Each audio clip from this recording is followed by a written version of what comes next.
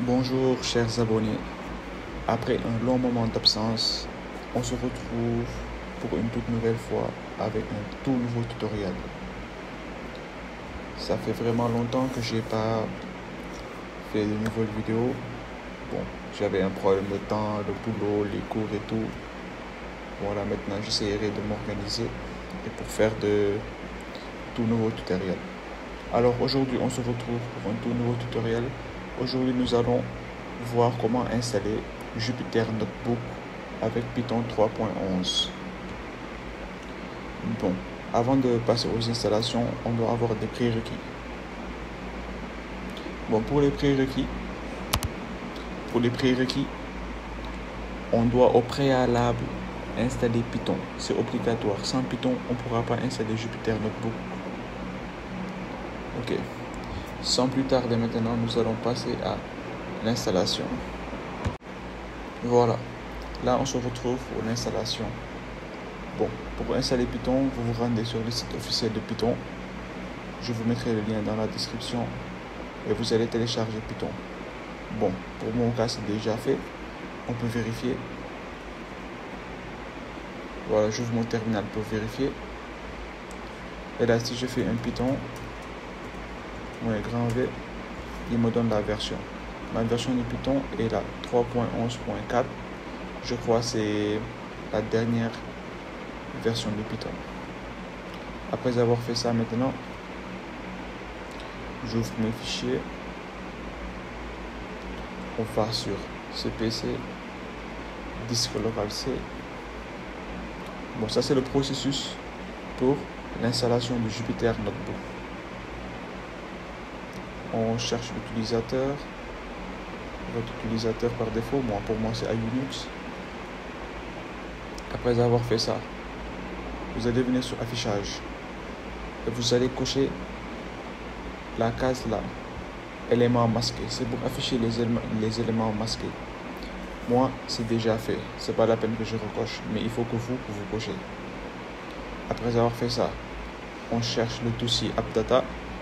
Vous voyez, quand c'est un fichier caché, il a l'air transparent. L'opacité est réduite. Je rentre dans AppData. Après avoir fait ça, je vais sur local. Après avoir fait local, je cherche Programs.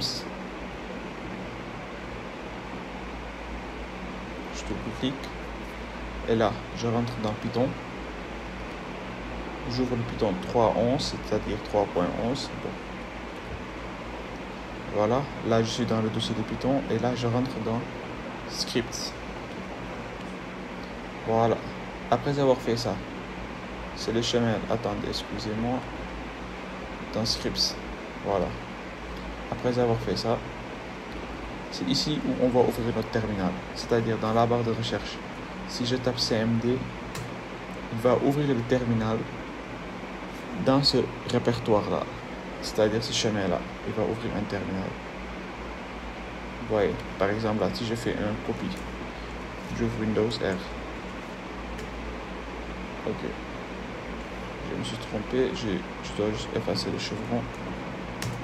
Il nous ouvre automatiquement ce répertoire-là. C'est la même chose. Après avoir fait ça ici, nous allons taper cette commande pour installer Jupyter. Pip install Jupyter. On patiente. Là, il est en train de faire l'installation de Jupyter.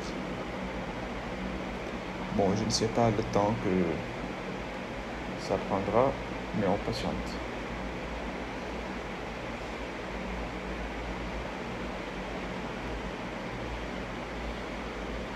Jupyter actuellement est beaucoup utilisé dans le domaine de la data science.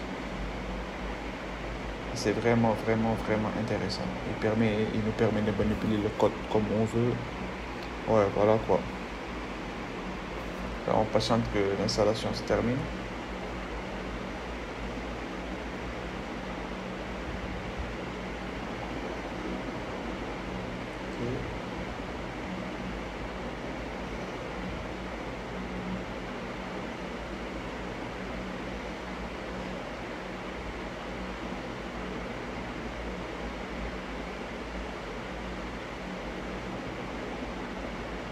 L'installation, on dirait que ça prend un peu de temps.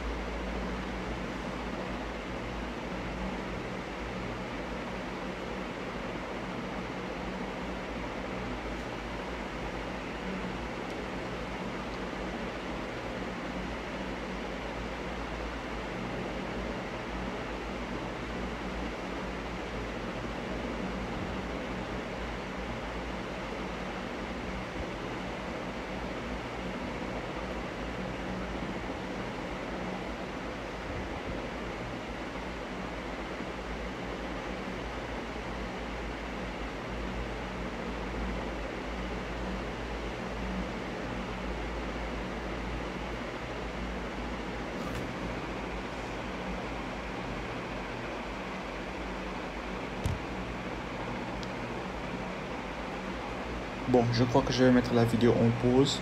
On se retrouve juste après l'installation de Jupyter.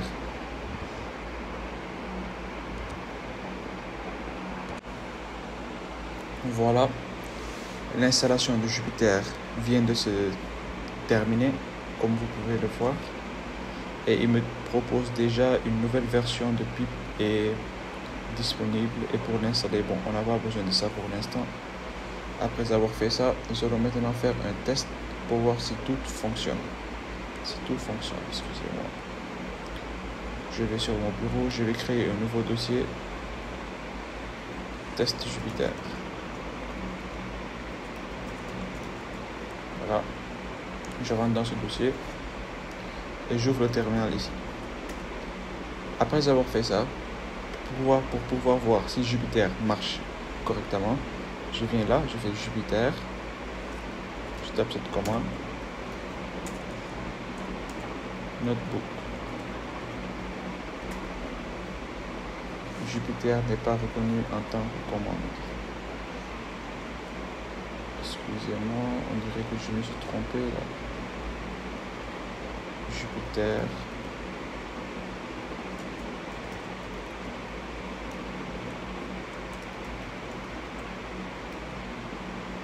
Ok, un instant, je redémarre ma machine.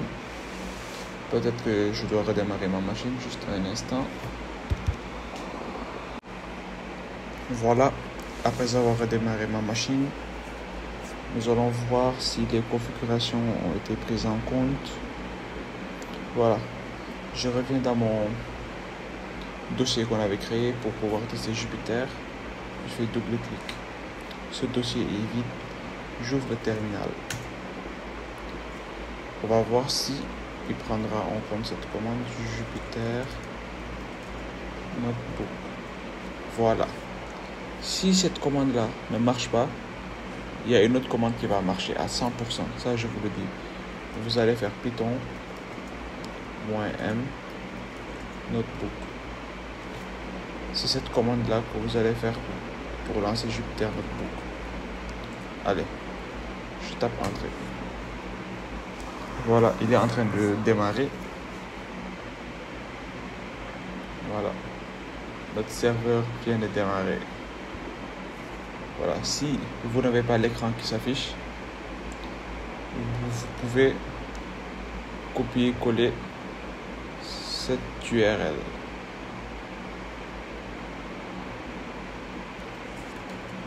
Vous pouvez copier-coller ça vous donnera la même chose que ce premier onglet. Voilà. Nous allons pouvoir tester. Les folders. Test 1. Je rentre à l'intérieur. New. Et là, on va faire New Notebook.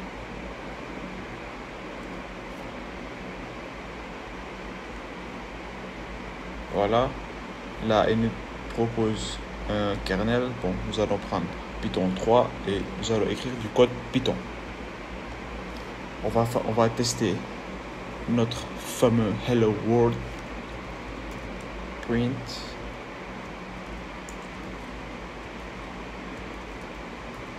Hello world.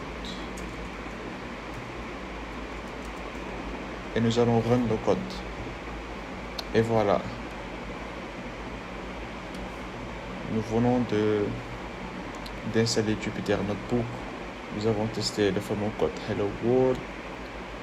Et tout marche. Par exemple, si je fais 1 plus 1, excusez-moi, je run le code, égale 2, si je fais 1, égale 1, on va tester les polaires et mes trous. Si je fais 1, différent égale 1, false, 1 n'est pas différent égal à 1, mais 1 est égal à 1. Voilà, c'était tout pour cette vidéo. N'hésitez pas à liker et à partager et on se retrouve très prochainement pour un tout nouveau tutoriel. Merci beaucoup.